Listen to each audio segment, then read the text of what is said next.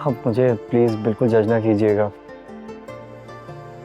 मैंने एक्चुअली कभी किसी के लिए शॉपिंग नहीं की तो मुझे आइडिया नहीं है, बट ये ख़ास तौर पे मैं आपके लिए लेने गया था। बहुत खूबसूरत है। आपकी पसंद काफी अच्छी है। खूबसूरत है, पर आप जब पहनेंगी तो और खूबसूरत हो जाएगी।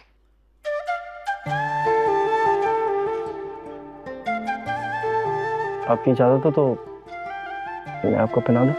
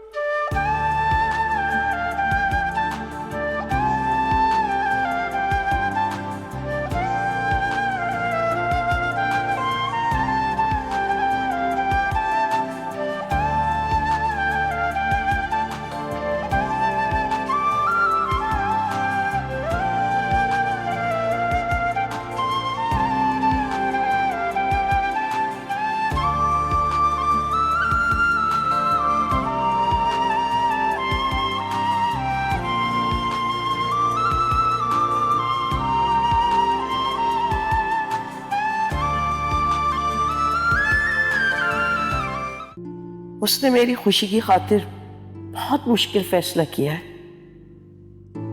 तो उस फैसले को उसके हक में बेहतर साबित कर और उसे दो जहां की खुशी अता फरमा मेरे अल्लाह।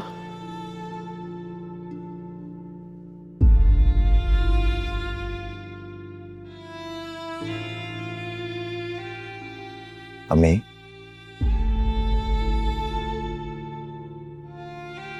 अम्मी सोए नहीं आप अभी तक? नहीं बेटा, नींद नहीं आ रही, अजीब सी बेचैनी है। बार बार ज़ारा का ख्याल आ रहा है। मैंने उसे दूसरी शादी के लिए राजी तो कर लिया, मगर क्या वो एडजस्ट कर सकेगी? क्या रमीज उसे संभाल लेगा?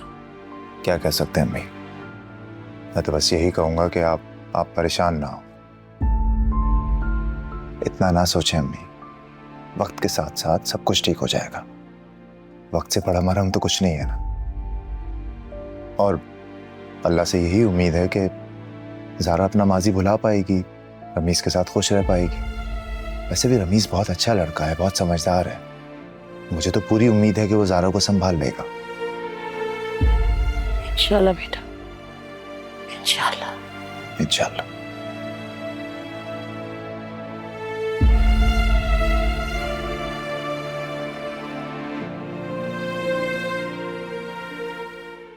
उसने जो कहा वो करके दिखाया। मुझे कितना स्पेस दिया, मेरे जज्बात को, मेरी कैफियत को समझा। शौहर होने का हक नहीं जताया, बल्कि दोस्त बन के तसल्ली दी।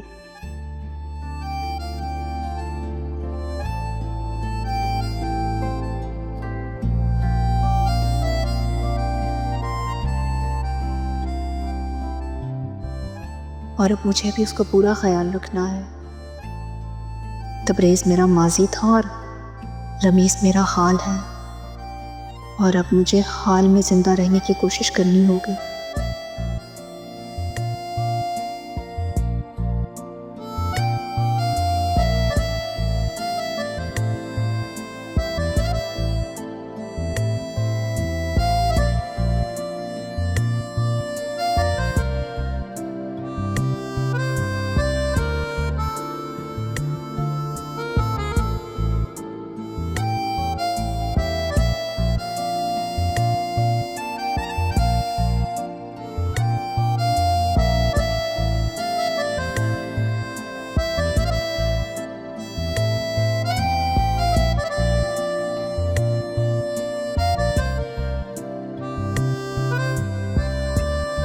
बेटा तुम क्यों गई थी किचन में? पप्पू वो नाश्ता पैक करवाने गई थी और आपने तो सब कुछ ही बनवा लिया। नहीं नहीं, मैंने कुछ नहीं बनाया। आसिया को मैंने रात में ही बता दिया था। जी सब तैयारी था, मैंने सोचा गरम करवाकर बॉक्सेस में पैक करवा लूं। सब कुछ देख लिया ना, किसी चीज की कमी तो नहीं रहेगी? जी जी पप्पू सब कुछ है, और मिठाई और फ्रूट्स तो हम बाहर से ले लेंगे। ठीक है। आप चलेंगी ना? नहीं बेटा, मैं नहीं जा पाऊंगी। क्यों पप्पू, आप घर में अकेले क्या करेंगे? ना, मैं सारा का इंतजार करूंगी। लगता है सदियों से मैंने उसको नहीं देखा। निकाह के 2 बोल लड़की को पराया बना देते हैं।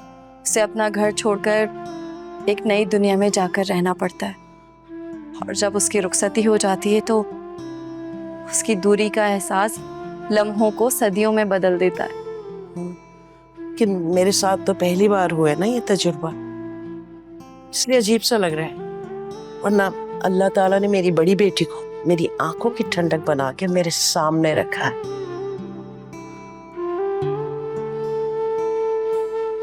माँ, एक तो इस लड़की को ना अपने सफाई किसी की फिक्र नहीं है। इतना नहीं हुआ कि जल्दी उठ जाए और दुल्हन के कमरे में चली जाए। माहम, माहम, माहम उठो बेटा, कितना सोगी? क्या मुसीबत है? क्यों सुबह सुबह उठा रही है?